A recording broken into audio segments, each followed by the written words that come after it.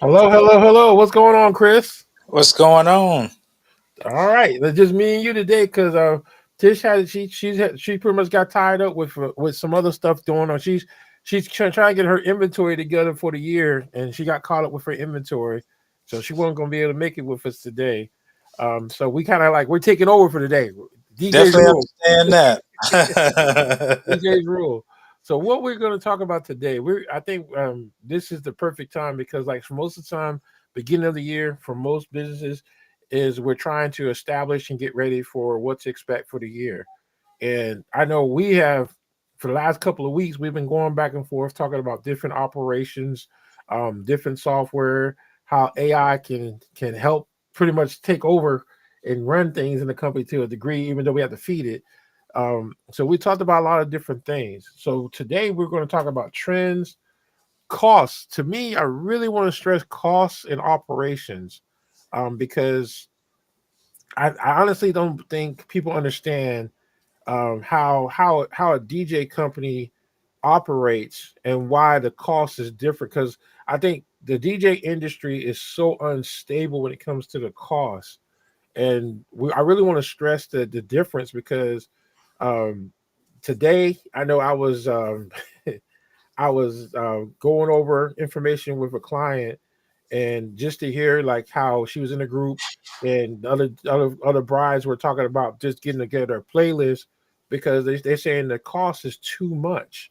The average cost right now, and this is kind of crazy that I'm hearing out here in our area, is for a wedding is $2,800 to $3,200 for a full DJ entertainment package, and we'll break that down in detail. But just like me and you, we were just talking, and we are talking about operational costs, and my operational cost is way lower than your operational costs, uh, Correct, correct. and it has a lot to do with the equipment that you have and the equipment that I have, and we'll talk about that. And first thing first, because like you have I'm gonna say you have a whole industry of to do so many provide so many services. So, how many services do your company provide? Ooh, let's see. Currently, because I know we talked about it at the beginning of the year, I cut what? I cut three services.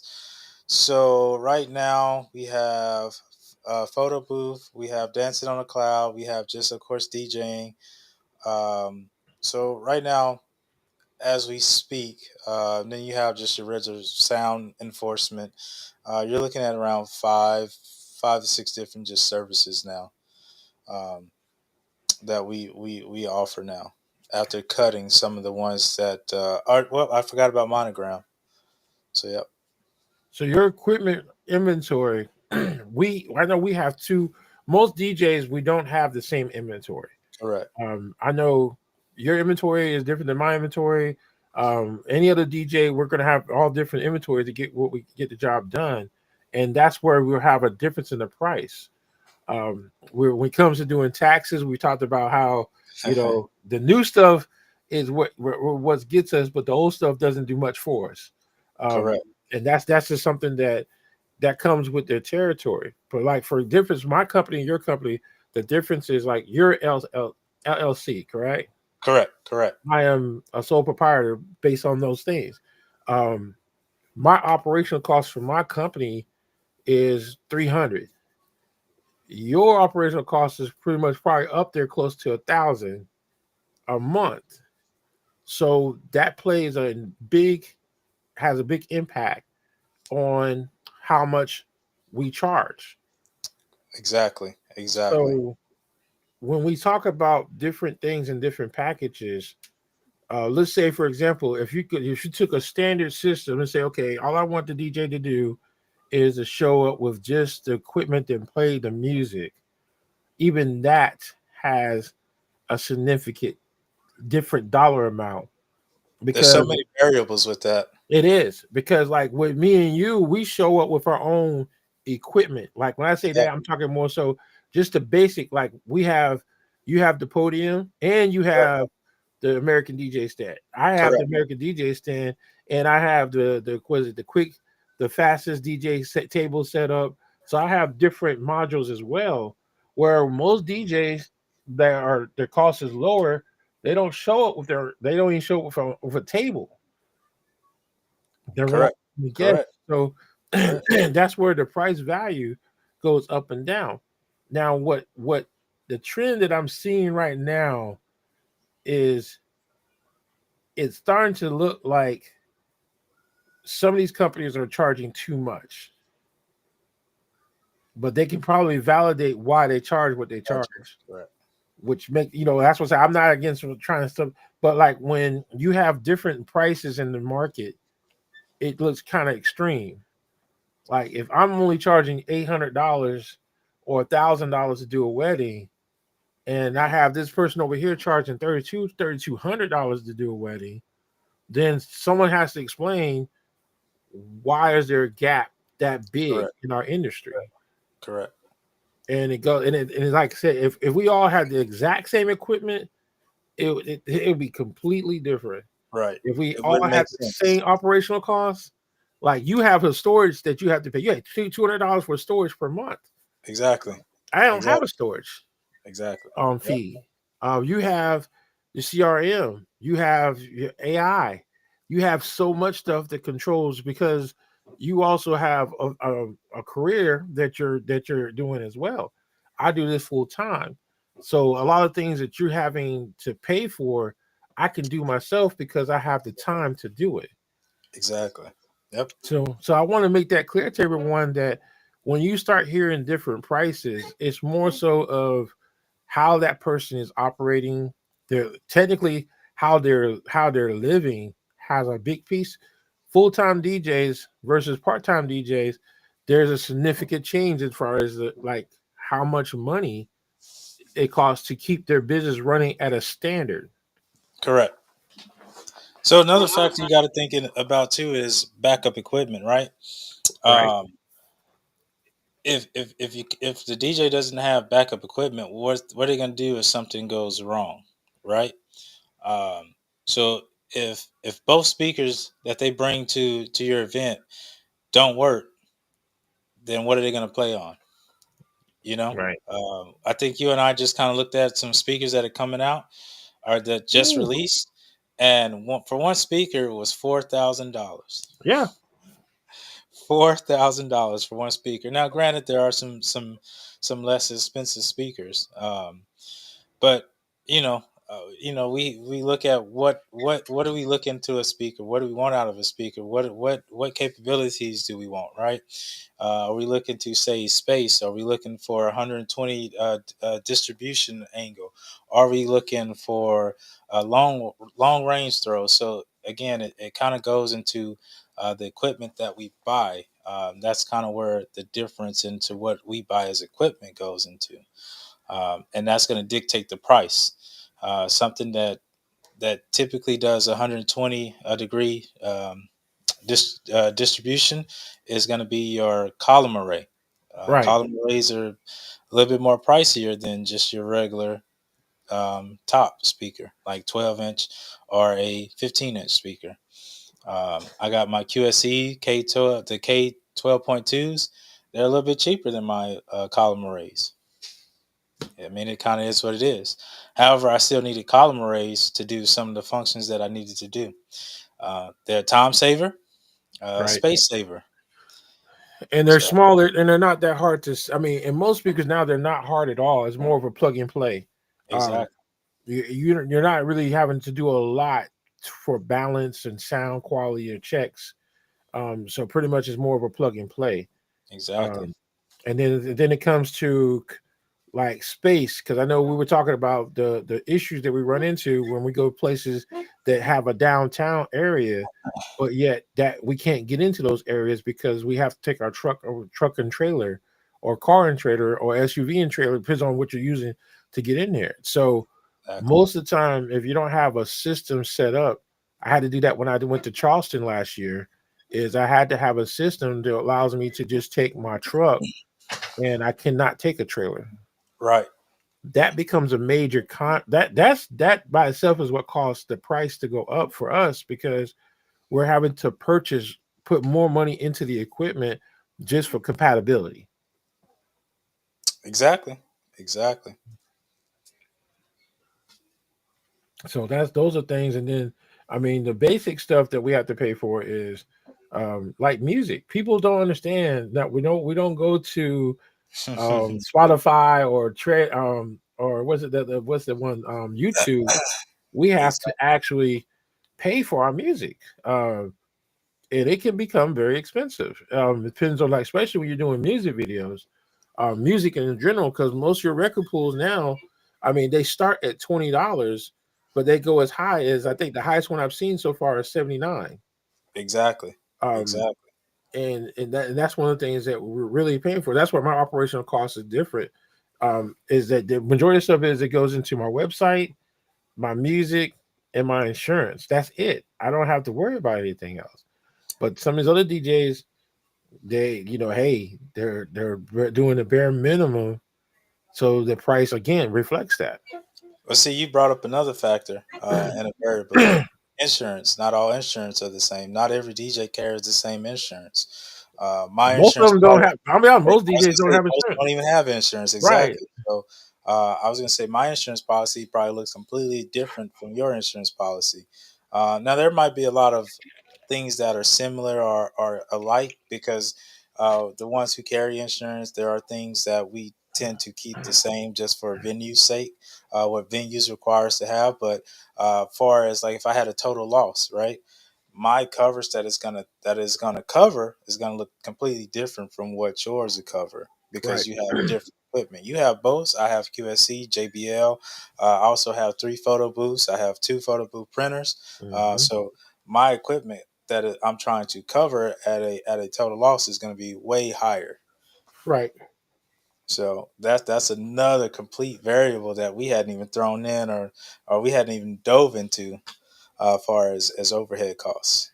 right. But like you take a DJ that's just getting started, and it's just for them to get the components that they need to get a strong established baseline. It's expensive now. It's like back when I first started as a company. Even though I did go with the cheaper speakers and things of that nature, I had to build myself up to get those the right speakers. But it takes time, and if you don't have like roughly $5,000 or more to get the right stuff, it can become extremely challenging. Thank God for me, when I came in, I had like $5,600 to invest in equipment, so I was able to get a good start. Even though I still purchased the wrong stuff, Right. I had a good baseline so I can learn and go out and get the right stuff. And Same. Same. and that's one of those things to where I express to a lot of DJs is that take time out, and most time take time out to ask other DJs that've been in the game long enough, and they'll tell you what's going to work and what's not going to work. But Exactly. but nowadays with technology, that's where, and that's it. We never really compete against each other, but technology is what makes it challenging for us because now you have things to where what I saw someone post what was it, the speaker system that you can go to Sam's and purchase that have Oh, all you're the talking about the special, one with the lights. right, the ones with Right. all the special features Right. and stuff. And I saw it was a DJ that was using it.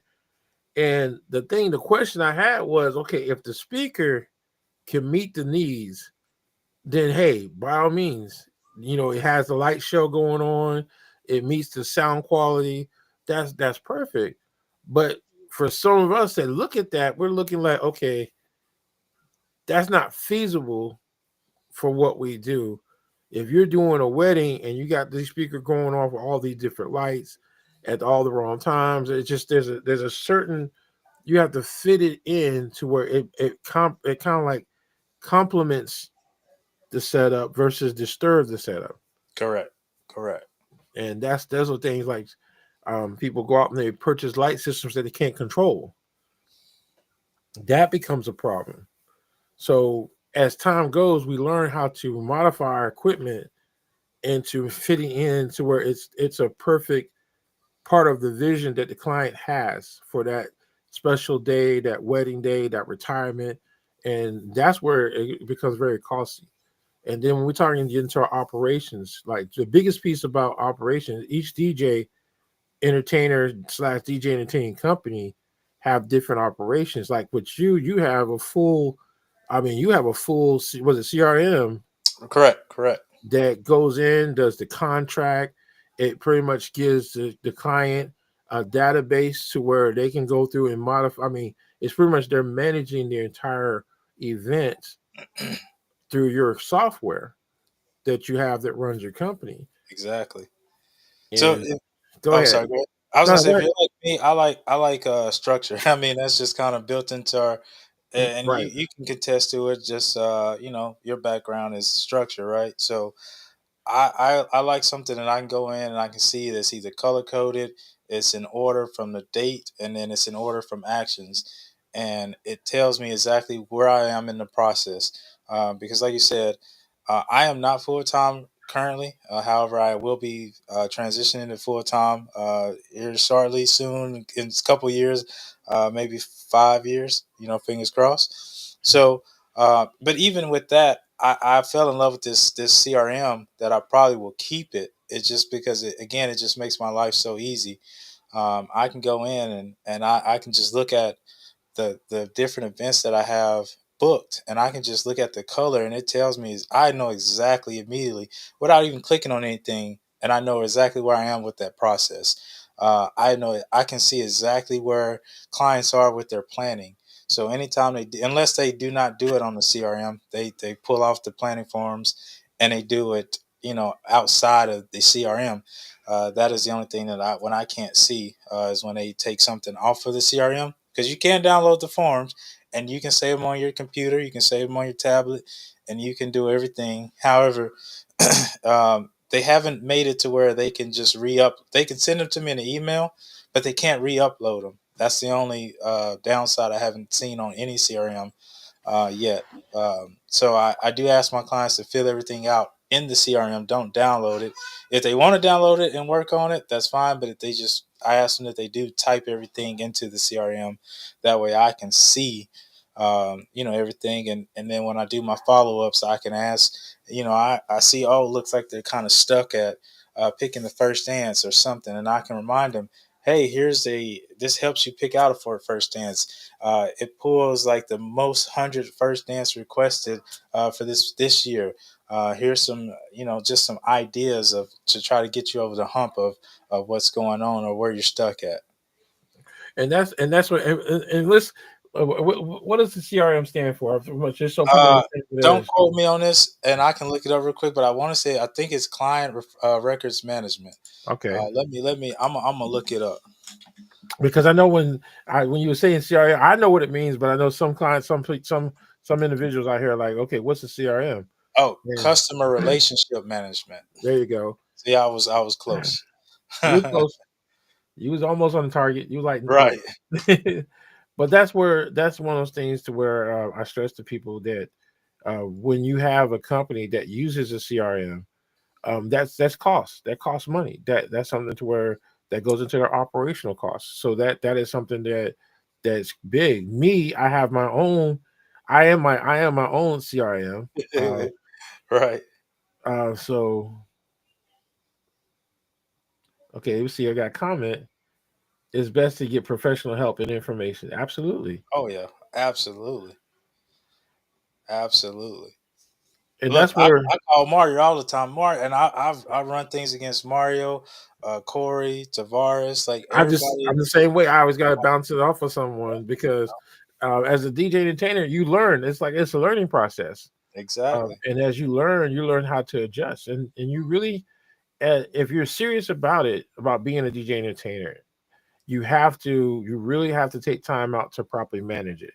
You Yep. have to have structure. One of the biggest things that makes us successful as DJ entertainers is we have a strong structure on how we operate. Our contracts, our contracts are sometimes it's a savior. Sometimes it works both ways. It looks out for the customer and it looks out Exactly. for you as the DJ company slash entertainer, and that speaks volumes sometimes about what type of services you're going to get based off of the contract. Contract. Uh, Exactly. I'm still to this day, I can't believe it, but I'm still to this day, I'm still hearing about DJs who are not using contracts, Mm, and that's a double edged sword that can work for you. It can work against you. But it's crucial. It's very crucial because me as a DJ, I'm not. I don't know. Do not want to go into a situation not knowing anything. exactly. And having a CRM in place, having a contract, having those type of tools, it really prepares us for what we have to do as a DJ entertainer for events. I can't like today. I can't even imagine going into like only time I can see myself going into an event completely blind is if I have full control of what the music I'm playing. Right. Right. If they just let say, "Hey, go for what you know," then guess what? I'm good. But when I'm going into a wedding, that's not going for what you know. Exactly. There's a lot of Exactly. stuff you got to know in advance. Exactly. Exactly. So, but that's the biggest part. Like I said, I was trying to explain to people is the cost. Just because one DJ company is charging 3,200, and go here. I just heard. Okay, there we go. Just because one DJ company is charging 3,200 and another DJ company is charging 1,000, it has a lot to do with their operation. It has a lot to do with the equipment. So just because a DJ doesn't cost as much doesn't mean they're not a bad DJ. At Exactly. the same time, doesn't mean they're a good DJ either. But all that goes into doing your research and looking at their Excuse me. footprint on the digital world, like their referrals, or excuse me, not the referrals, the Reviews. reviews. So all that plays into it. So what you got? You gonna show us something, Chris? I saw Oh something yeah. pop Well, up. I mean, I'll just kind of show them basically what the client sees in the CRM that I have, and this Okay. is what I call them their portal. And of course, I did a wedding one right now, but I can do them for any types of event, whether it's a retirement, it's a family reunion, whatever the case is. I can do it for any one of them. This is the home page that you'll see. Right now, I just have my picture of just a company image, but I can, again, different CRMs do different things. With this particular one, you can put a customization of a picture on there for them. I put a tutorial. I linked a tutorial on there, so if they need to, it kind of gives them an outline of how things work. Um, I put a navigation tabs on there, so it gives them information on how and what pages are and how to use them. Also, give them a warning that their account will be locked out 2 weeks prior to the event, because that's when I start really like, look, you can't make any changes unless you talk to me when we're on the phone communicating. Hey, I want to move so and so out of this spot, because 2 weeks out of event, you're moving stuff and then things are not solidified. We're in trouble. So 2 weeks out, basically your forms are locked out, and if you need to make changes, then we got to do it on the phone or via email or via text or something like that. So it's live edits. It's no more, oh, I do it at my leisure. Nope, I need to know so I can make that change like right then and there. um, and then it just tells you like your upcoming events. Again, I just want to stress, not all CRMs are the same. They don't have the same. What I like to say is GUI for our computer folks out there, graphic user interfaces. Mhm. So it might not look like this. This is just how mine is set up right now. Um, you have your home, you have your events. Well, let's go back to that. Sorry, I'm gonna stop sharing that real quick because I don't want them to see um, any client's information, because that's the back end. And then we'll show them. Okay. I'm gonna go back into this. All right,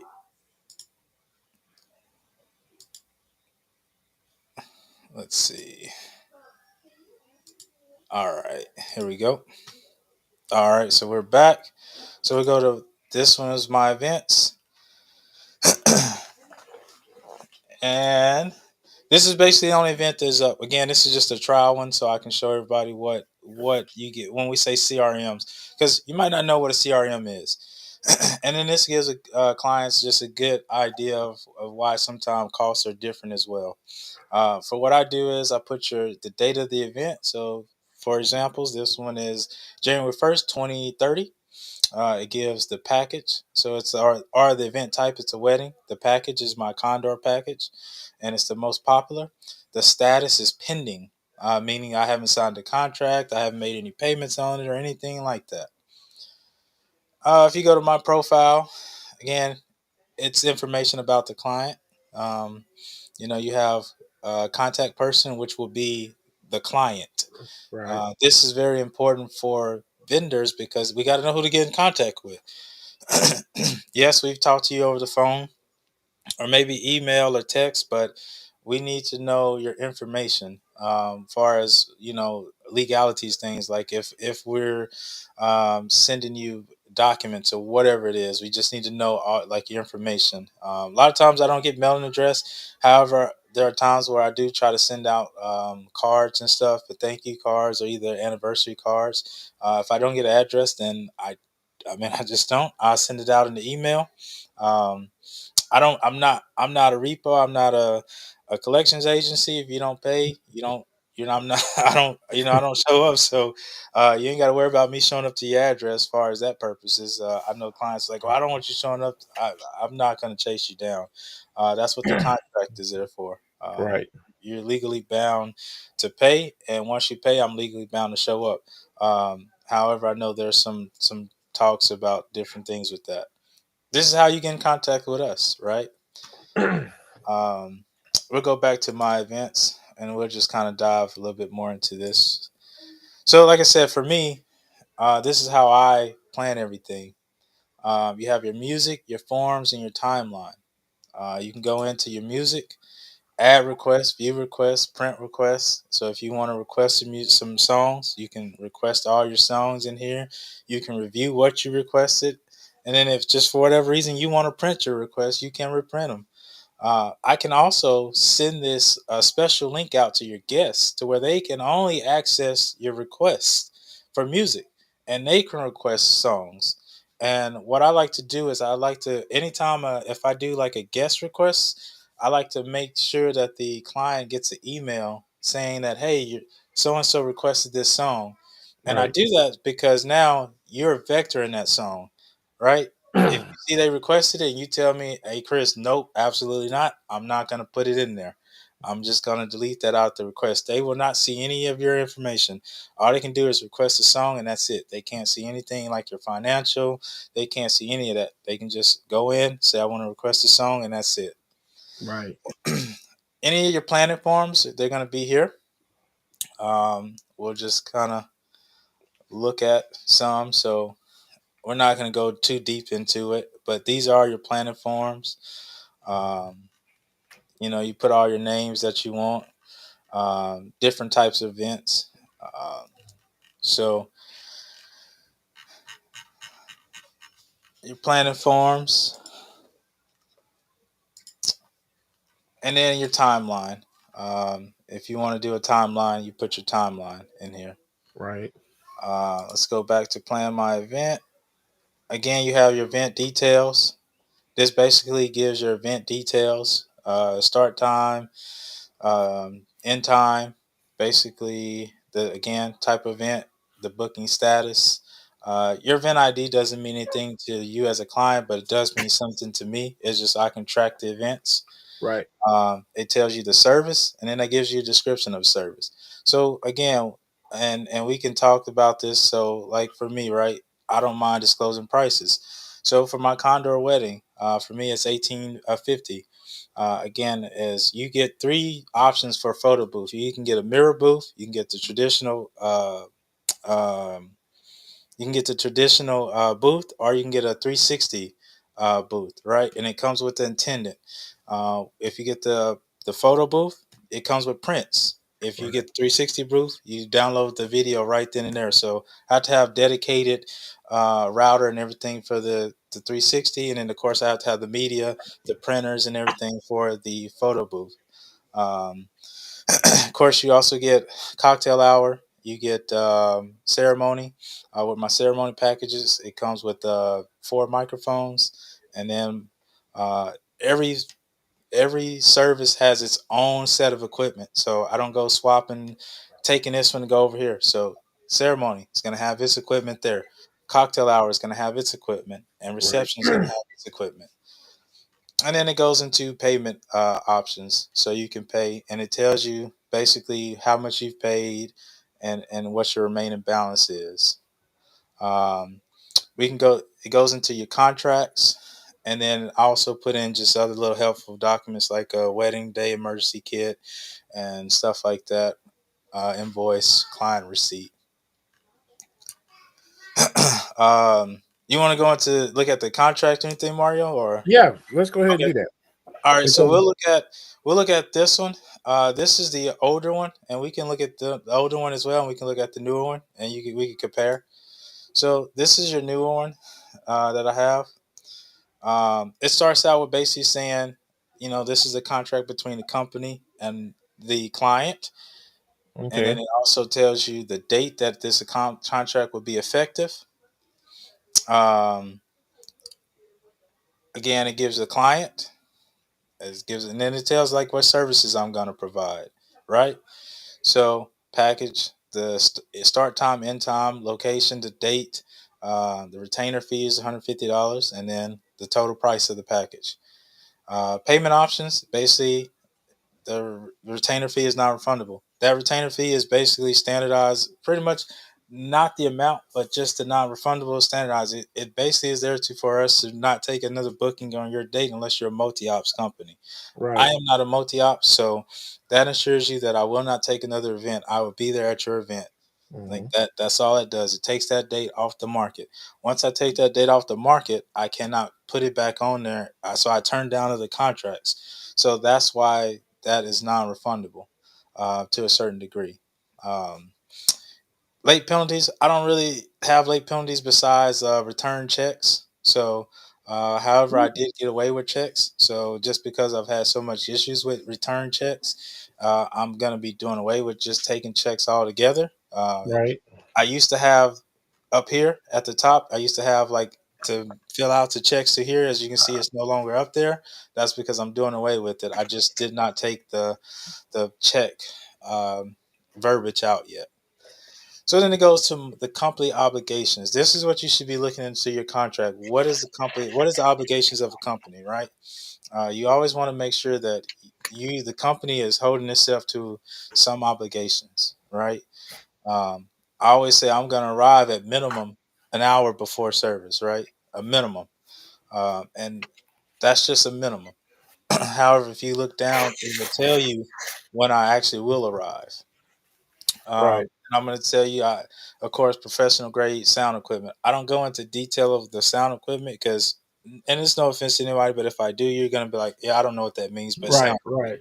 So typically, I just tell you, you're not going to get some $20 speakers there. I'm not going to come here with a JBL. What's those little or what is those? So personal speaker Right, systems. correct. The So it's personal. going to be actual professional grade speakers, and then of course I will be professionally, dressed, and then the staff will be there 2 hours before the event scheduled. Then I do allow my staff to take breaks, so my attendant, right? So I do allow them to take breaks. I mean that's fair. So I just let them know, like, yes, they can take a 15-minute break here and there. So if you do sit them down, yes, that is a known. They're human too. They're gonna get tired. Their Right. feet hurt. So yes, they can take a break. Client obligations. So I do ask, and I put this in here, 16 by 18 or eight. Sorry, 6 by 8 width. Basically, length is 16, and that's to put my lights, speakers, and my podium, and then I just need 8 inches in width, so from the wall. So basically, that is the space requirement for my setup. It goes into the amp circuits. However, I know some venues don't have separated, and I make it work. Right. Um, that's not that big of a deal killer. I don't really hold venues to that. I mean, clients to that, because it's most clients gonna be like, yeah, I don't know what the venue have. So I whenever they look at that, I get questions about it. I tell them like that's not a big deal killer. I will make it happen. If I have to run an extension card, just know um, this is why I have to run an extension cord, because if I plug it up, there's already too many things plugged up to that circuit. It pops the breaker every time I turn on this sub. So Right. it, aesthetically pleasing. It's not going to be aesthetically eye appeasing that I have to run this long extension cord, but that is why. So that's why I put that in there. Then I tell about timeline and planning. 21 days before the event, I go into venue access. Mario knows I go on my rants to him sometimes about this, and Yes, it's nothing. indeed. I think we both go back and forth. We share those. And look, it's nothing against the clients.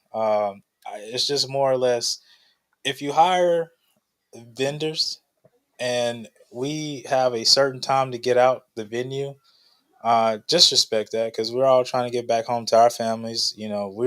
We get there early. There are a lot of times that you as a client have 30 people helping you, or 20 people helping you, and it just could be myself and another individual that's packing up all this equipment that we're trying to get out of there within an hour or 30 minutes sometimes, that they give us these crazy short windows. And then we have to drive home. So um, it's, for me, I think that's one of my biggest pet peeve is just give me an uninvaded space to where I can park, unload and load and get out the way after the venue, and then when I'm loading up. So I do carry a liability insurance, so it goes into that. So I stated off the back, I don't hide it. If the venue needs me to provide it, and then I need to add them as additional, like on the policy, I can let it be known. And then we go into the force measure and contingencies, national disasters, government action, public health. That was a big thing with COVID.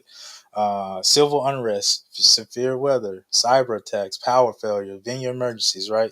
It goes into all of that. I even have things for lighting within 10 miles, and we go in. I had to add this last year for temperatures, for outdoors events, for additional services like photo booth. Mhm. I burned up a screen and two computers because extreme weathers last year. That was a very expensive lesson that I learned last year about temperature. Didn't matter that it was covered. Didn't matter that I had a fan Right. on it. It Uh, didn't. Yep. no, didn't help. None of that helped. So that was a very expensive lesson that I had to learn last year, and that was added. Um, I even put a 15 miles per hour wind. Anything I feel over 15, 20 miles, and I gauge, um, especially you going 20 miles per hour wind with speakers on tripod. Sometimes if we don't have, if just depending on the event, it can be kind of dangerous. So I Yeah. put that in there. Because even Technical, the because even the column speaker systems are not stable enough to take on someone like leaning on it or just putting correct, their hand on it. correct. Now I've heard the Maui 44s are pretty beefy and they can take it. I Yeah. don't know. That's why I want to get. That's my next one that I'm going to be getting.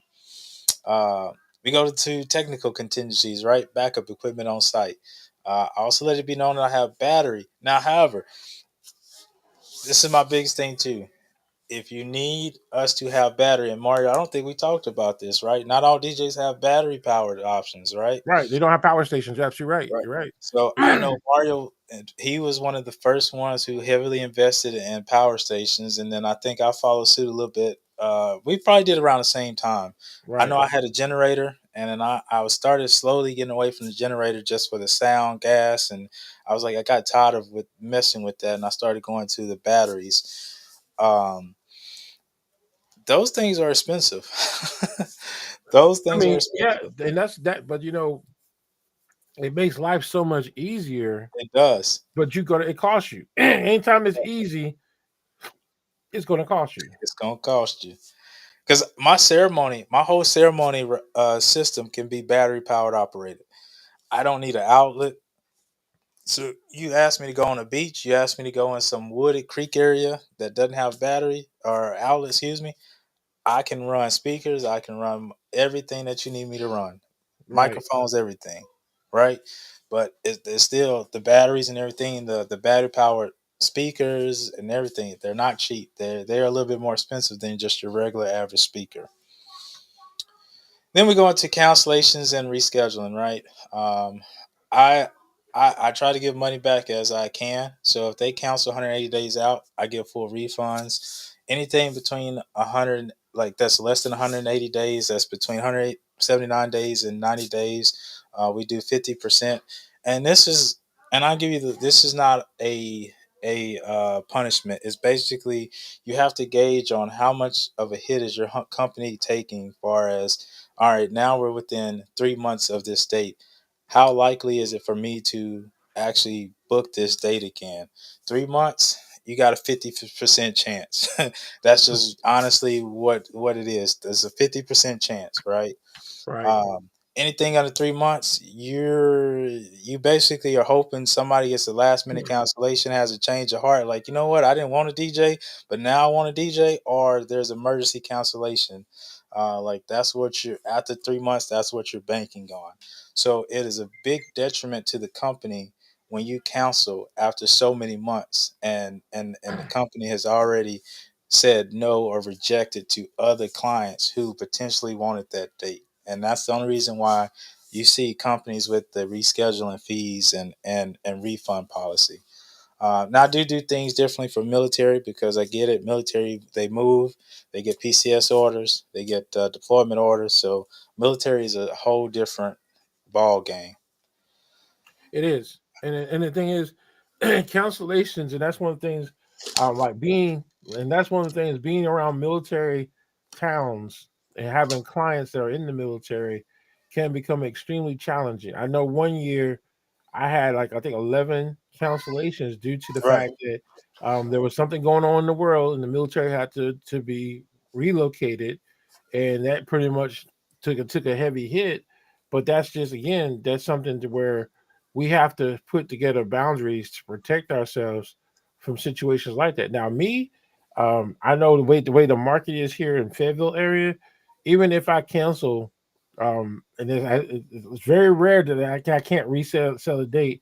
I can. I think 30 days. Once I get to 30 days, then it becomes a challenge. right, Anything greater than that is not really that challenging to a degree, because especially if it's during peak time, peak season, they you will have DJs, they'll call out, you will have situations happen, they have to change the date and the DJ can't go because it's peak season. So it flows, but outside of peak season, what's peak season, just so people know, peak season starts in May and end in October. That's where the bulk of most of the DJs are going to make their money. When we start getting closer to the winter months, um, like November, December, January, February, it all depends on right. what type of services are you providing, because then you're dealing with a lot more corporate events during that time frame. Correct. You're absolutely right. You are absolutely right. Then we go into intellectual property and media. Basically, that just says anything that I take. So, like photo booth, photography, videography. So, if I usually try to take a video of the event, that I have the sole means and the rights to basically post it on my social media. I can edit it how I see fit. I can put my logo on it, basically for commercial use. As me basically selling my company. Um, we talk about music licensing.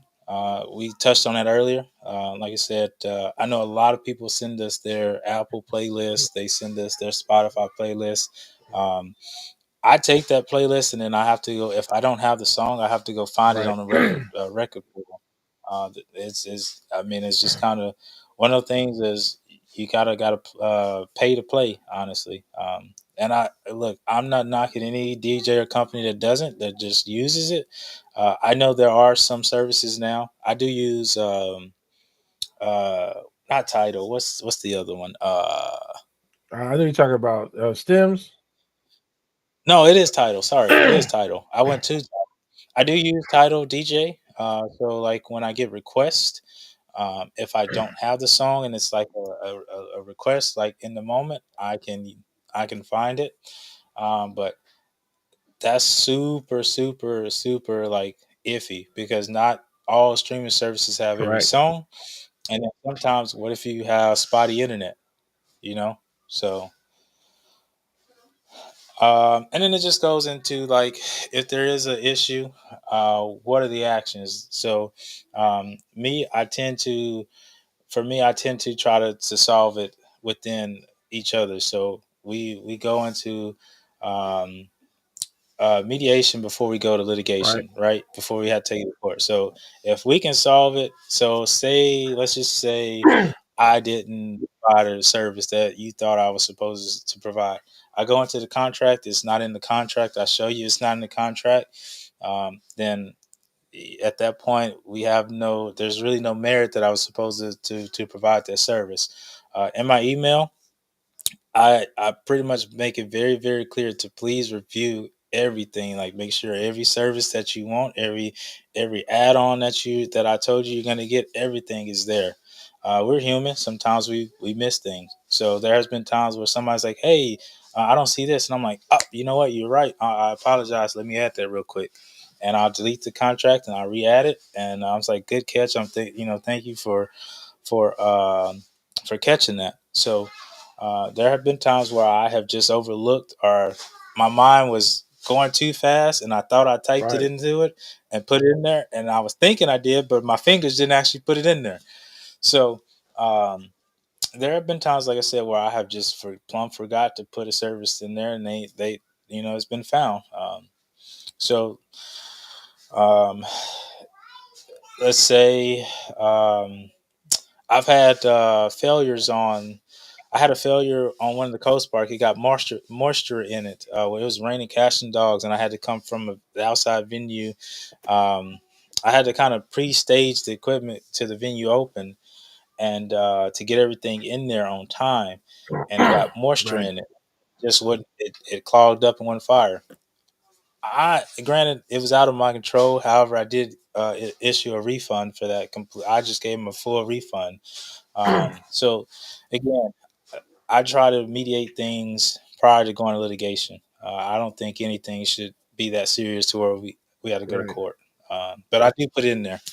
Um, give me the opportunity to fix it or show that hey, one, I didn't. That was not something we agreed upon. But you know what, Chris? Uh, But that's something that I learned my lesson behind that. That we really, and that's what I say in my contract. It does cover.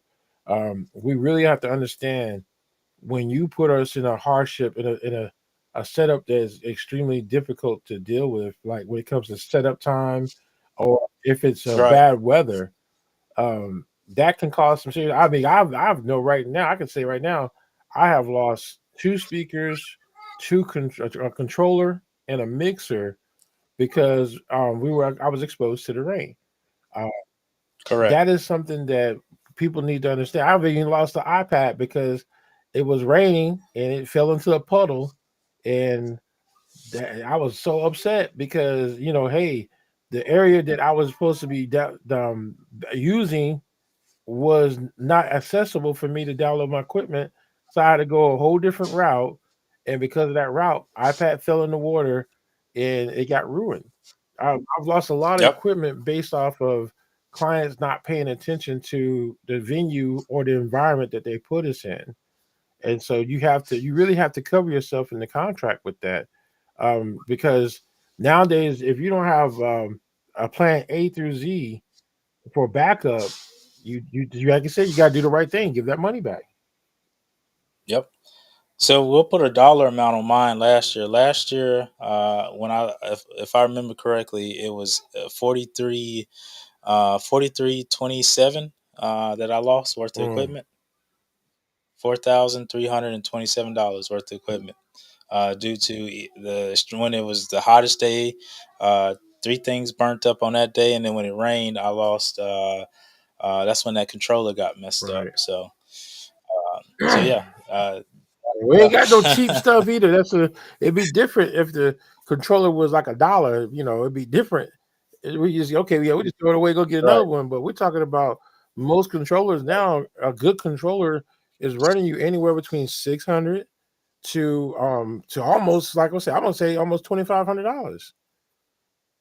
And see, and the biggest thing for me, the 600 ones are USB powered, and I'm very scared of the USB power one. I had a USB power one, I just didn't like it. So I always like the external power Right. ones. You have So was it USB your power, analog and your digital, and your digital. Most of the digitals are USB powered. right?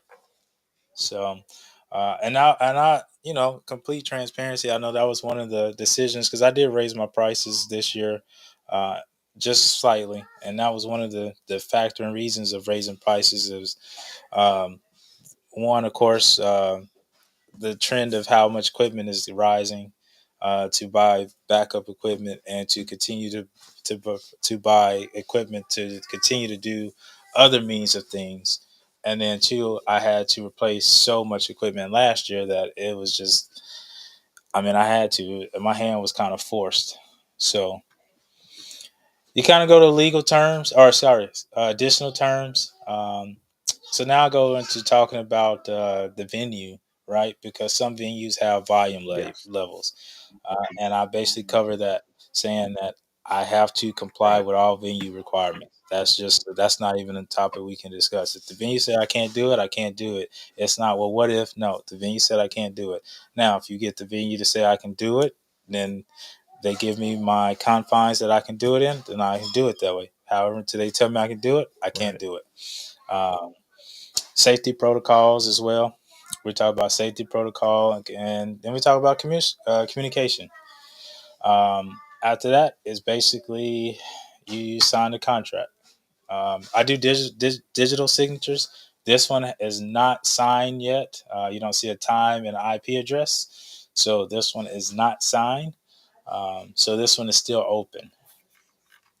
But that is my contract. The rewrite of it for 2025 is, you see, 2025, because I just redid mine not too long ago. Yeah, I redid mine last year, and all I did was there was significant things were um, really enforcing time management in reference to time for setup and time for breakdown, and the other thing was identifying the spacing that's required for me to set up and the spacing needed for the equipment to be safety used to where it doesn't cause a fire or someone to trip hazard. And that's a Right. big thing with some of the equipment that we use is we got to put things in a position to where they don't become a trip hazard. So Exactly. so that's Exactly. why, and that's why I say it's a contract. Is like a contract can go both ways. It covers the DJ and it covers the customer, and it's agreement to where we everyone understands what's expected. So there's no Exactly. that's what's good for a contract. But without a contract, and if it's just a verbal, then it's just based off of, well, how'd you say it? How did you say it? What did you say? You know, because you can say one thing, but it can mean something completely different to somebody else. Exactly. No, you're exactly right. And I just brought this one up to show you the difference. So this was the old one that I was using prior to that one. And you can see about the checks. I did redo how I do like 501 threes, because there's C's, there's E's, there's A's, there's all kind of different ones. So I took this one off just because C was very vague. So um, now I have ones that I can tailor to, you know, the 501(c)(3) series. Um, there's not a lot of changes in it, but I kind of changed like verbiage and Right. how it flows. And um, I used to have them initial under everything. So this is like the company's obligations, and I would initial under there or sign, and then the clients, they would initial under their obligations, and it was just a lot of things that they had to read through, Mhm. right? It kind of got, I think for them, it kind of got overwhelming, and they were like, "All right, half the time they didn't even look at it and try to Right. read it." Right. So I basically condensed it down. Everything is in there that's in this one, and it says the same thing. However, it's just not as wordy, because we talk about medical and venue location limitations, permit pricing. Um, so we talk about everything: photography, general media, photo booth. Right? We talk about all of that in the other one. So it's just not as lengthy. Correct. So, So, But this is one of those things to where every person is operate is different because, like I said, you have your version of your contract. I have my version of my contract. They pretty much cover all those things for us to be successful. It covers us for to make sure we're successful. Because like me, one of the biggest things that I've learned over the years is as long as you show up on time and you have functioning equipment, you've already accomplished 90% of what needs to be done. Um, and Correct. that's where most teachers get in trouble is they don't show up on time. And to me, it's like it makes us all look bad. It's not just a individual thing. It's a thing that affects us all. And I think that was one of the biggest things I heard last year. I mean, off and on over the 12 years, going on 13, because I know this year will make 13 years, but just going over looking back at things, it's like wow, most people they showed up on time, everything else worked itself out. But when you got Right. DJs like you're setting up when the guests are coming in at the same time you're setting up, that's a bad thing. That's a real bad Exactly. thing. Exactly. And even Exactly. though the See, client says, "Hey, it's okay," we're okay with it. But guess what? That's not what the guests see. The guests don't know what's going on behind the scenes. what's going They on? all it sees Exactly. is that you're setting Exactly. up at the time that you like. Hey, okay, I thought this thing started in about 30 minutes. Why is the DJ still setting up?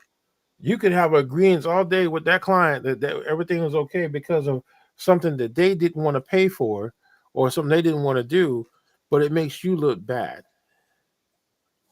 So you have Exactly. to spell out. You You're have, right. and that's one thing about DJs. You have to look out for your image. You have to. Yep. Yep. And one customer will come in and can care less about your image as long as they get what they need from you. But you got to protect your image. Exactly. Exactly. So, so Chris, looking at this year, 2025, um, what's the biggest thing that jumps out at you for this year? What do you think is going to be so different than all the other years that we've been doing this? Honestly, right now for me, nothing has really stood out to be different. I think moving from, I think we're still, I think we can officially say we're kind of out of the COVID Right, era. Um, because now everybody we're they looks like they're going back into the big ceremonies. They're wanting they're wanting the ceremony, they're wanting the cocktail, and then they're wanting receptions. I do get the ones who just want receptions here and there, but typically I'm seeing all three now. So I think we're kind of getting back to your typical what we used to see post or pre-COVID, and I'm starting to see the numbers come right, back up. When we first got out of COVID, and then that year after, the numbers were still a little low, as far as like how many would attend. Now I'm starting to see constant 100, right. That's 150, it. That's and exactly what I was you going know, to say. Is that the trend of 100 to 150 for weddings is getting back up there? Where back in the days, after COVID, you'd be surprised if you got 75. So right, now it's yeah, getting strong to where most of the ones I've just booked for this year and next year, they got a guest count of between 100 to 150, which is great right, because everyone knows the planning factor is like maybe 10% of that is not going to show up. But correct, that I'm learning that, and then the venue choice selection, I'm kind of getting surprised with the venue selection. That's a whole nother different thing. Is most clients are spending more money into the venue now compared to before. Um, and I'm not sure if that has anything to do with what the venues are doing now, because some of your venues are moved into the position to where they're providing all the services. right, So right. that again is another thing to look into because you got there's starting to become a normal trend for a DJ to have they have their own DJ for their facility. That's starting. Correct, I'm starting to correct, see a major trend now. That was very rare. I know once upon a time, correct. that's what a venue wants is they want to be able to say, "Hey, we have our own DJ, This is my yep, so we yep, ain't got to go out here and look out here for this or that." right. That no, that's true. But I think too, what's aiding to that more venue choices is again just so many weddings now. now people are really comfortable. Because again, even after we got out of COVID, the different strands were coming out, and there was still a lot of uncertainty. But now you hear about the bird flu and all that, but everybody's just kind of like a little bit over it at this Right. point, and so they're still going on about their daily life and still planning, right? So I think that's why we're starting to see like some of the higher end venues booking Mhm. more because now it's the market is getting Yeah, it flooded is. again. It So is, and I mean, because like I said, the cost, everybody's cost is going up, uh, and correct, in some cases, I get it because, like for DJ, I know for DJ equipment, most of our DJ equipment is going up at least $20 to $30 more than what we correct, normally would have to pay for it. So I get that yeah. part, but again, that's something to where operational costs is what was hurting a lot of people. Is that operational Yeah. cost? I mean, I look at that one venue that went like the operational cost and the price didn't make sense. Even though the cost was expensive, it still wasn't enough to cover the operational costs to run that venue. So let me ask you this: if you had to per event, what are you paying for gas? I would say for each event, I'm spending at least $50. Um, Okay, that's not bad because I'm alone at 70, I think 70,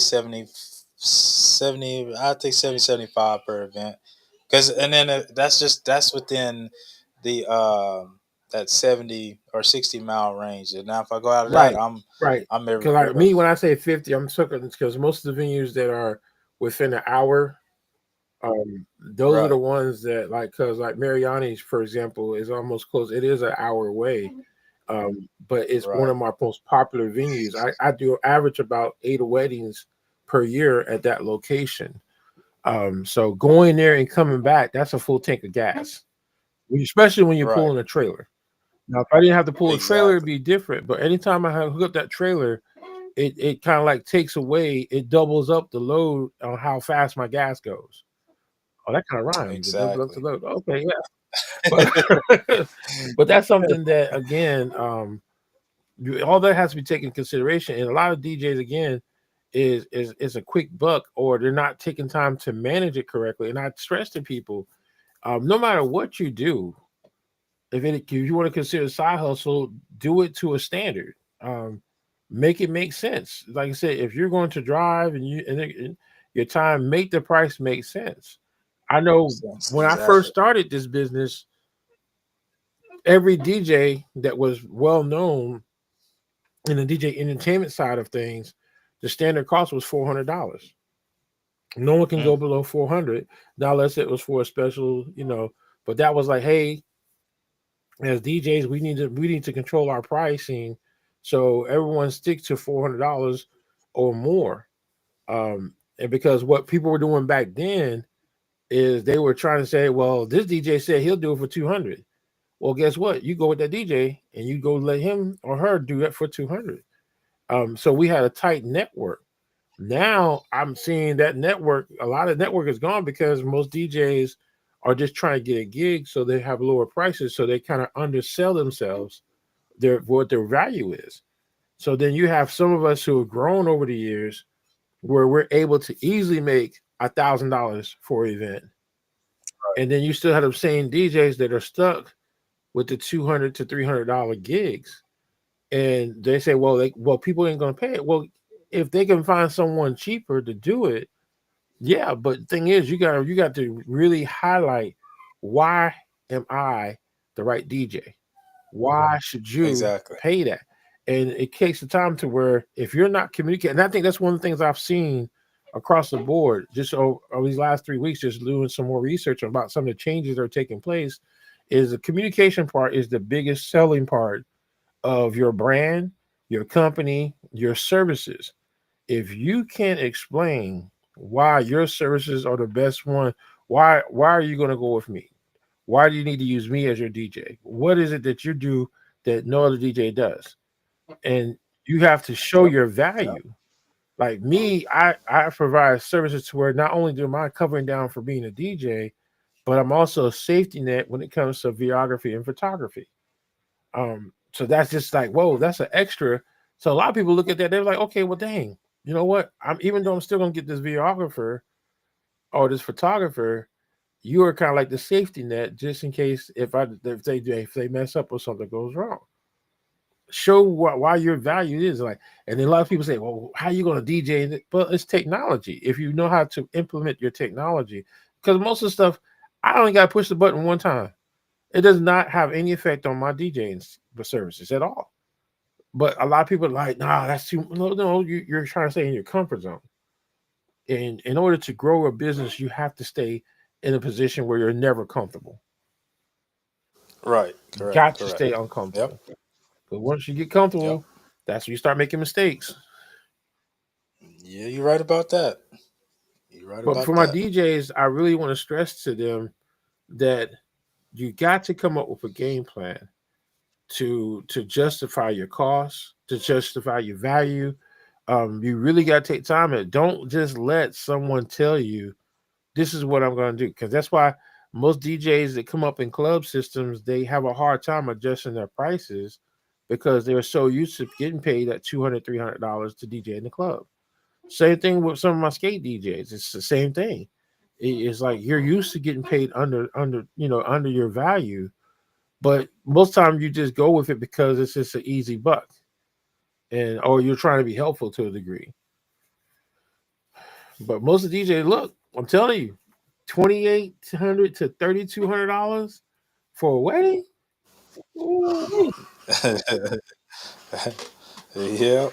Yeah. I mean, Yeah. because that's why if you start doing Right. the numbers, and then like you said, your operational costs and then the takeaway when you're done, hey, it's easy money. It's easy Right. money only if Yeah. you plan it right. I'm gonna say it that Right. way. Correct. I was just saying, if you do it right. If Correct. you Correct. ain't planning it out right or doing it right, then it's not easy money. It might be money you have to get back. So Exactly. do the right thing. Exactly. So what other things like so what's your big thing about this year? Because like me, I know we were talking about speakers. Um, I think speakers is still gonna be the number one thing. I know they worked for me last year. That. Speakers were a big part of how my operation got better. Um, but see, to me, I think I'm good. I think I spent like $5,000 into speakers last year, and all I did was buy four speakers. so Right. so I think I'm done. See. I'm done with the speaker side. I am looking at some other things, but I think reached my comfort zone when it comes to equipment. For me, I think of course speakers is going to be my number one push again. Again, like I said, I just want to get the Maui 44 G2s. Um, I think that's going to be, and I have to decide if I'm going to do that this year. I think that's kind of more what I'm leaning to this year. And then the booth that I showed Right. you with the TV, because that's going to be my. So now I will have three different booths that they can choose from. So um, once I do that, honestly, if I get two more battery powered Gobo lights, um, I think I'm good. I'm done. I am done. So I got a little bit more spending to do. I have a I little think bit I more am. I spending to think do. I can easily can like after the Power Station thing that I invested in at the late last year, and like I said, the new speaker systems. I love the Bose S1s, the Pro Plus. Mhm. I've gotten a lot of great use out of those. I mean, just the fact that I can carry an adapter and hook up a mic to it real quick, and bam, I'm in action. Uh, that's really Right. improved my operation as a DJ.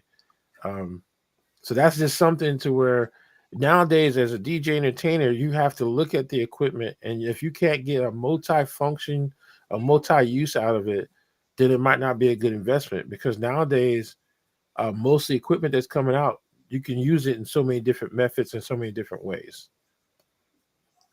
You know what I forgot to mention? And I think I told you about this. My PA sound rack. I'm going to update the mics in that one. So I got the Shure Mhm. SLXDs. I think I'm gonna get the QLXDs for that one. I'm gonna cry when I get those, but I'm thinking I'm gonna get those for that. So that's on the horizon for that as well. And so, like, so mics, yeah, I'm slowly but surely upgrading my mic. So I ain't gonna say upgrade. I'm switching over to Sennheiser because I don't know what's going on with Shure, but You just getting the wrong shirts. I'm telling you. I mean, no, but see, that's the thing is I have 4 Shure mics I've had for almost 7 years, and no problems, no knock on wood, no problems, no issues. But I just bought Mhm. 2 brand new Shure mics, and they didn't even last 30 days. You gotta get the. I'm telling you. Look. Um, when I get another, so I'm gonna put this other shirt in that control booth, my command booth. Um, when I buy another one, why they upgrade the SLX? So I like the XLXD. I feel like those are um I feel like those are great mics. Actually, I hadn't had any problems with those, and I actually just bought two distribution centers or two distribution racks for those to actually boost the signal, which I hadn't had any issues with it. I'm just kind of going overkill, right? Um, why? So my vision with the PA rack is to get more focused on sound enforcement instead of weddings and events. So I want something that has a little bit more power and a little bit more range. So the QLXD is what actually will give me that. It also lets me put a little bit more in, so I can kind of combine more. I can't remember exactly how much the XLXD, how many I can daisy chain together. However, I don't think I ever meet that number, even with the QLX. But QLX are just a little bit beefier with the power output. That I'm just gonna get those just to put them in my PA rack, just for extra added security, since that's gonna be mainly that what that rack is for is nothing but PA. So Now explain now since you said it, please explain to individuals what a rack is, because a lot of people don't understand that terminology. When you say rack, please explain what does that mean. amp rack, basically you have several different types. You have some that are on coasters. You have some that you carry, you case. Basically, what it is if you picture a computer tower in a room, and you have those components that are actually fixed into that tower. That's basically what a rack is. I'm trying to see if I have a picture, so I could better show. I think I have one somewhere. I just don't know if it's on this computer. Still trying to get everything moved over to this. And that was another thing that added to my cost. I had to buy, what? How many computers did I buy? About 2 new computers. I bought a desktop and another laptop. Oh wow. Um, that's not in conjunction with the photo booth stuff. Oh yeah, cause that the mirror. You talking about the mirror? Okay. Hmm. But yeah, but that's what I'm like now today. People like, especially my DJs, because right now I'm seeing a trend. A lot of DJs. I wish. I know one DJ reached out. Would love she wants some, like, she's looking for some speakers. Um,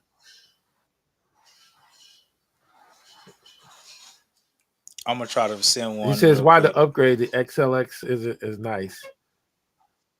Yeah, that's what I was just answering. I Okay, saw I that just earlier. saw it pop up. Okay. Um, but that's one of the things is that I'm really wishing there's a way I can help her, and I think, you know what, I think I'm going to reach out to her, let her know, because I know for me, I use ZZ Sounds to build up my company. Um, that was the big thing for me, is because I didn't have the funding coming in to go out and purchase everything all at one swoop. So ZZ Sound, I love ZZ Sounds because it allows you to purchase your equipment, pay your equipment, use your equipment, and pay for it at the same time. And so that's how I was able to get professional speakers at the very beginning, which was the QSCs. The QSC speakers were my first, I would say, my first professional grade speakers compared to the Radio Shack. Radio Shack speakers I was using. All right, I'm getting this image now so they can see what it is.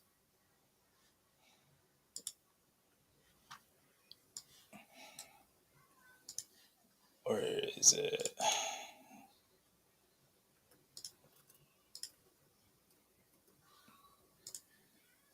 I don't want to show that one. Here we'll start with this one. All right, so where is a window? There we go. Okay. All right.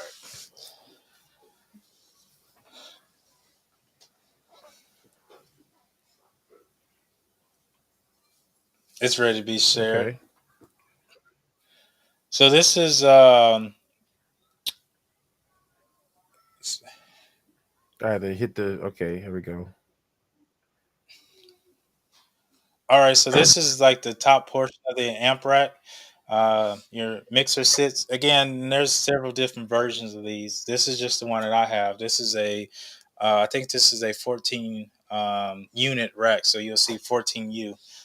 This is my mixer that I have on the top, and then you see all the components here. So, of course, this is what an amp rack is.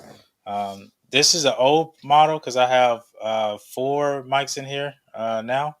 However, what I'm going to do now is I'm going to replace those 4 that I have with 6, and I'm going to just kind of move everything down, and I'm probably going to move that down. The fans that circulate air. So, like I said, as I kind of get heavier into PA, that's one of the things that I'm going to be revamping is this. But basically, you plug in your input devices here because I have everything daisy chained already up to my mixer. Um, if you see Chris, keep this talking. right here, I got to go run ahead. down here real quick. But keep talking. I'll be right back. Okay. All right. So I can control it wirelessly from an iPad via this network. So everything will be controlled wirelessly. So I could have it at the front of the house, the rear house, but I can control it from my iPad. My power is on the back side, and then I have my outputs here, my 2 left and right, and then this was for Bluetooth. So if I wanted to control it wirelessly to speakers, I had devices that sat off in here, right here, that I could just control it.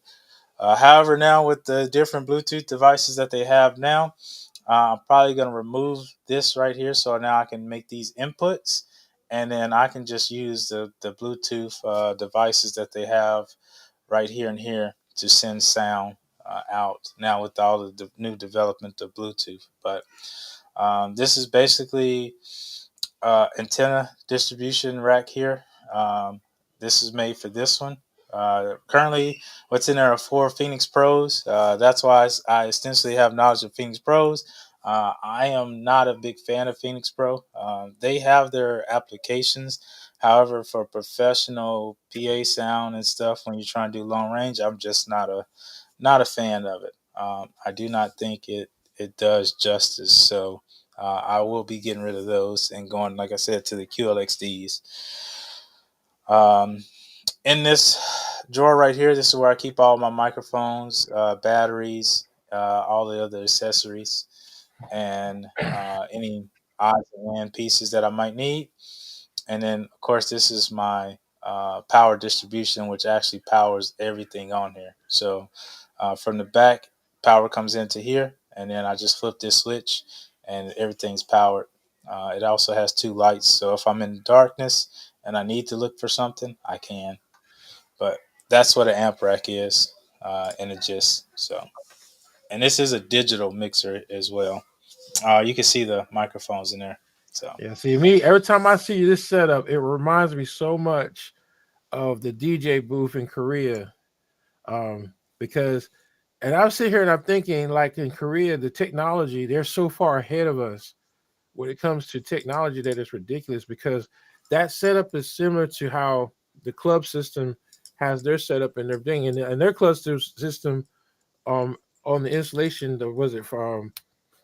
oh my gosh, my mind just went. Camp Humphreys at Tommy D's Hmm. is that this system had the video DJ, like where back then, of course, that was back in 2006, where they had the video. Was it the mix? Not the mixer. The what's the things called? The Pioneer were the first ones to come out with it. It was a video DJ console to where you could take a DVD or CDs. It did He's talking about right, CDJs. and I said, Yep. look, it's been so long since I used one, and you can control video, and they had the system set up to where there was 10 TV, 10 like what 50 inch or 40, like pretty much 50-inch screen TVs throughout the entire club, to where the DJ booth controlled all of that, and this is back in Right. 2006. So then I look at the technology now, and I mean, like, we're just like some of the stuff that they did then. We're just now getting to that. I mean, we're talking about almost close to Exactly. 20 years later, and we're just like some of the stuff is just coming on board. That's what is fascinating to me when I see certain things like yours. I remember that time when did go out to the storage area, and you did the demo where you was able to control that digital mixer with your iPad. Uh, Right. Right. that's Oh, I love that. I love that. see me. I would love that, but I just don't love the price. Oh well, yeah. So they actually coming Yeah, they down in are. They price are. from when I I'll bought. keep my eye on it because, Yeah. but that's just something to where I know, if you're really heavily, especially when you start talking about doing bigger events, it's really Hmm. good to invest in that equipment because you have in your storage alone, you have enough to do a whole concert all by yourself. Um, I wish. I need a couple more of those dual yeah, subs. I need about three more of those dual subs, and I think I might. but that's something to where you do what you can that's comfortable. You stay to when I say comfortable, it's more so something that you don't want to take on an event that you don't have the capacity to do. And I Right. think that's one of the things that like here, as a mobile DJ, are the common denominator is that most venues can't even hold more than 150. That Yeah. is Yeah. I think that's across the board to where it keeps it easy for us as mobile DJs to maintain our market in a sense because we know most venues are not no greater than 150 to 200. Most of Yep. your larger venues that like say for example, like was it the Coliseum for example, Mhm. that's a whole different beast, especially if you're in the big area. Right. So Yep. but yeah, but like I said, 2025 on when it comes to doing business as a DJ entertainer, look, we are wide open. We're back wide. I mean, I think the COVID is almost completely no longer a effective element that kept us. Because I know when we hit COVID, that hurt a lot of these. I know right now there's a lot of DJs that got out of this business because um, it's just the market had crashed to a degree, and then the pricing is like we're like I said, the only competition we have is technology. Right. Yep. Because Yep. I'm telling you, got to the point now. I mean, you could DJ with an iPad and two speakers if you really know what you're Yep. doing. You know. Yeah. You're right. You're And right. so it could be it's flexible. It is flexible. It's one of those I call it very fluid markets. Very fluid market. It's about like this North Carolina weather. Oh, that's extremely fluid. We go one snow day, we get 1 inch. Next day we get about 4 inch, but they still Right. have the same effect across the board. Exactly. Exactly. Oh boy. But I ain't gonna complain. I guess I take the win. I guess. But like I said, I think what we'll do is when we do our get together that we have on Sunday, I think we will Hmm. probably do a quick run around. I'm gonna bring my little high speed little portable PA, like not PA, but my public affairs like set up to where we can do a Q&A and just talk about things in general because I think I'm looking forward to if everybody shows up this Sunday, I'm really looking forward to Right. it because then we really can get into the market, especially in the Goldsville area. Um, there's so much to tap into. The Goldsboro, East Carolina area.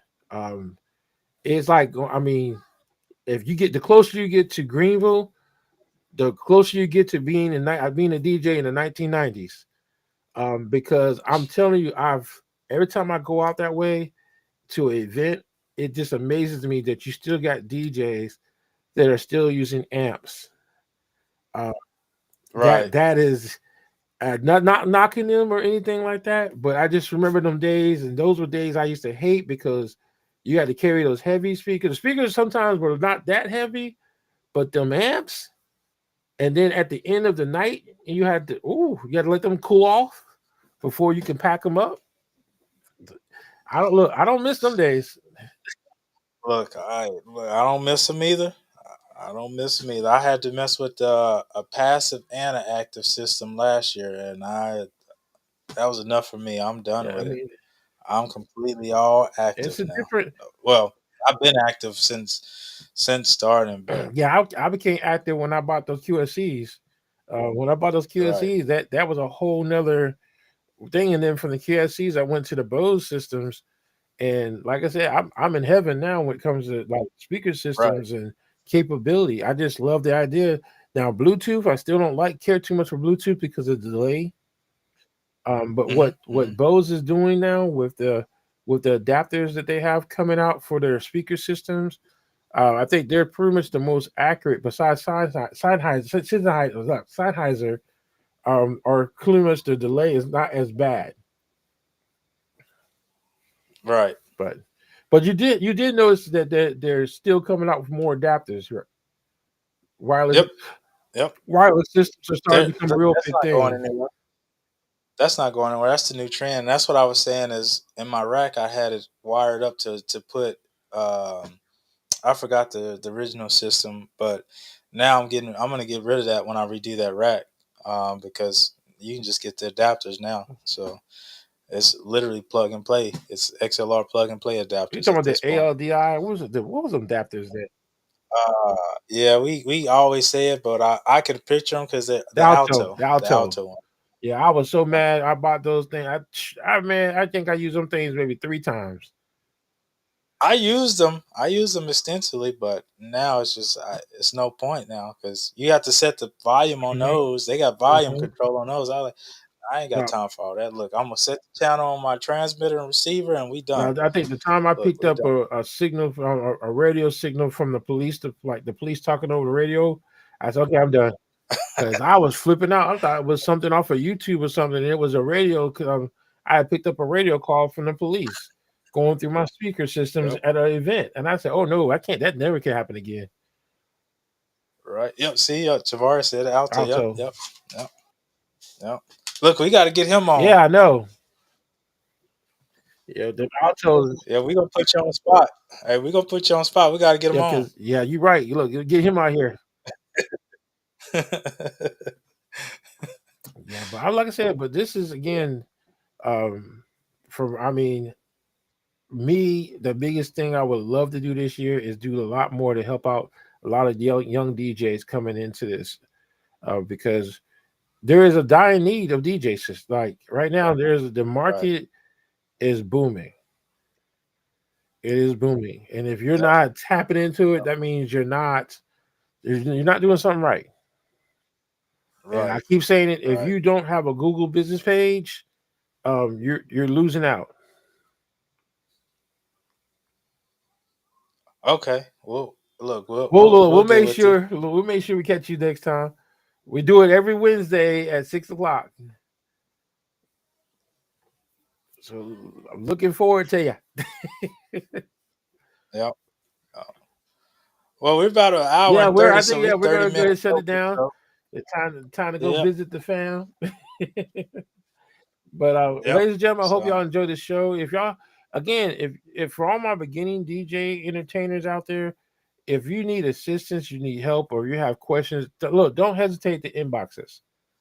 We would love to provide information, help, direction in some cases, different methods. Like I said, ZZ Sounds. I think what's the other company that the ZZ Sounds and um, You got American American Music Music Supply. Supply. You have AMS. I know we call it AMS, yep, but those are methods and yep, ways to where you can get the equipment, and as you're getting money from your gigs, you're able to pay it off step by step. But that's how I build up my company. That was a big thing for me.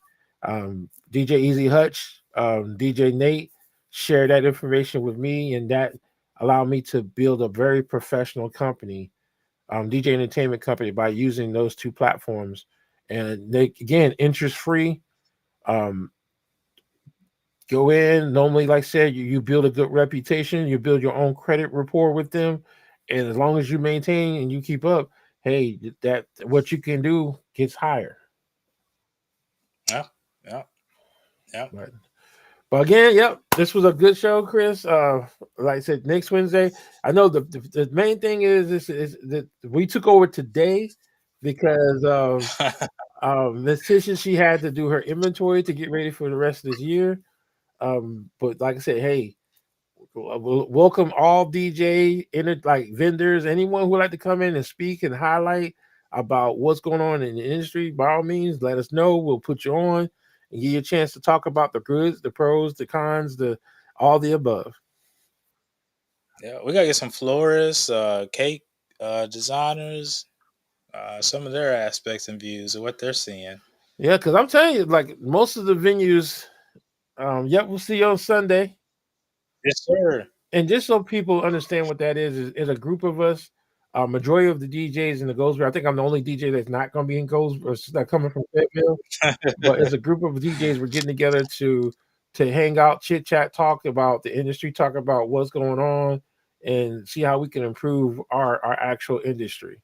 So I'm looking forward to that on Sunday. All right.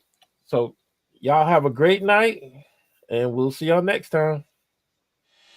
Have a All good right. one.